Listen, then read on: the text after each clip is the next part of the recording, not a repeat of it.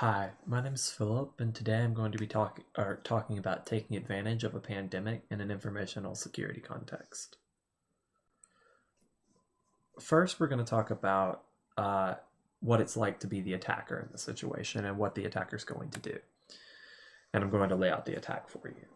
So our target is going to be college students and faculty affected by the COVID-19 pandemic. Most likely they'll be doing remote instruction, and some professors will be using Zoom. Students should have their own computers because this attack utilizes a Zoom installation on their own computer.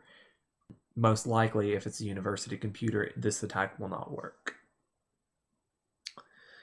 So there's two goals of this attack. The first goal is to install crypto mining malware on thousands of computers, thousands of student and faculty computers. Of course, those computers can't have any sort of antivirus software on them.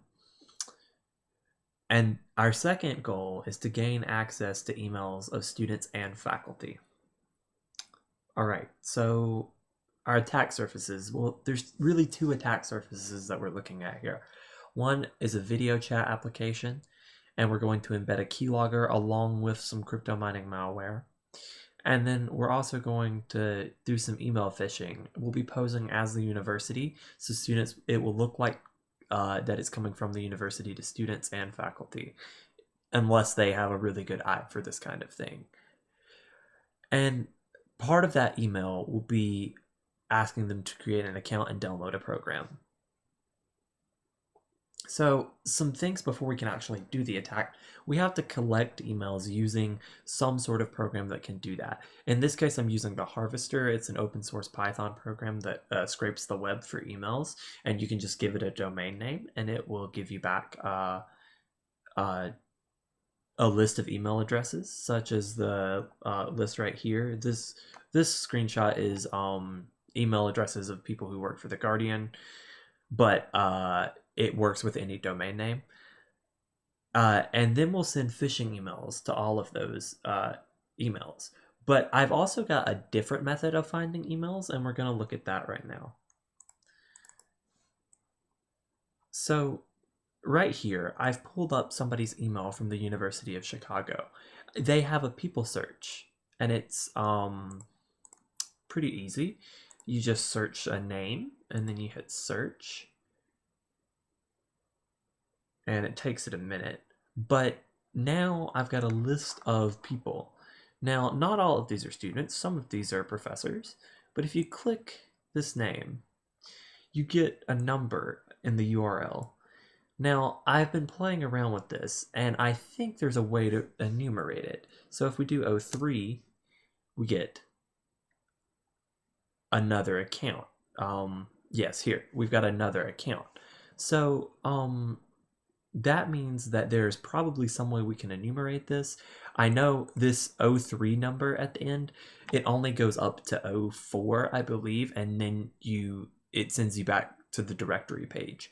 But if you change some preceding numbers, it gets you more accounts. I haven't figured out an exact way to enumerate this, but I believe it is enumerable. So now we're going to look at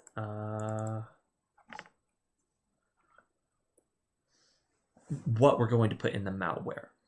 First, there's going to be a keylogger embedded into the normal Zoom registration process. So when you download the Zoom app, it sends you to the Zoom webpage. We're going to, in the email, we're going to ask that a student downloads the Zoom software, and it will give them a link to download the software at. But this is not going to be the regular Zoom software. It will be our own version of the Zoom software. And then what it does is it sends them takes them to a page where they register, but it's not the actual Zoom registration page.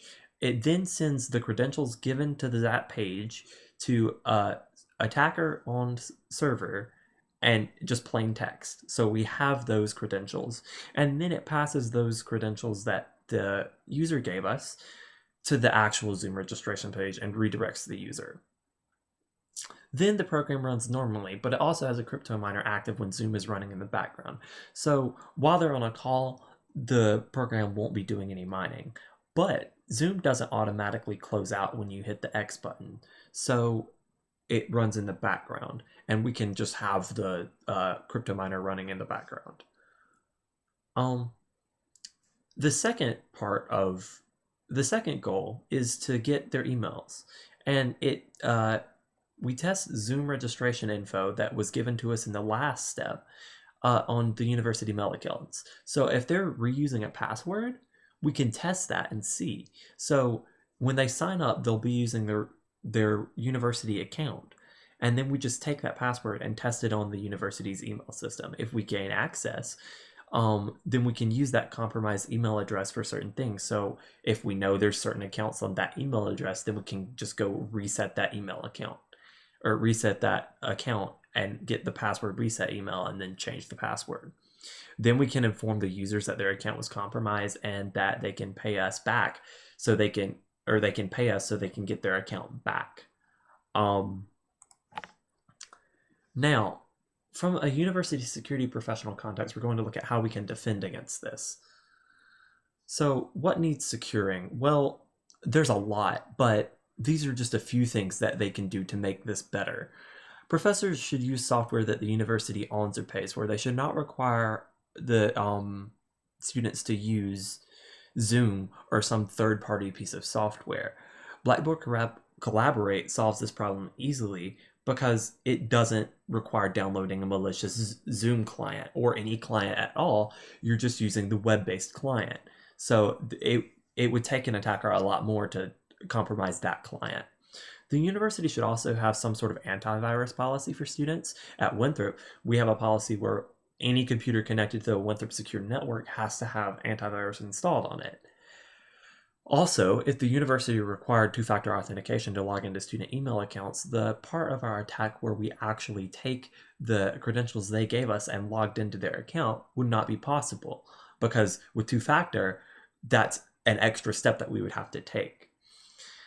They could also possibly train students and faculty to recognize malicious emails. Using training is one of the most effective ways to actually get people to recognize phishing emails. Another step that they could probably do or probably take is to actually use good spam filtering, because good spam filtering will probably mitigate this attack because we're not able to actually use their email servers to send the attack or to send the initial phishing attack email. And that's pretty much it. Thank you for watching.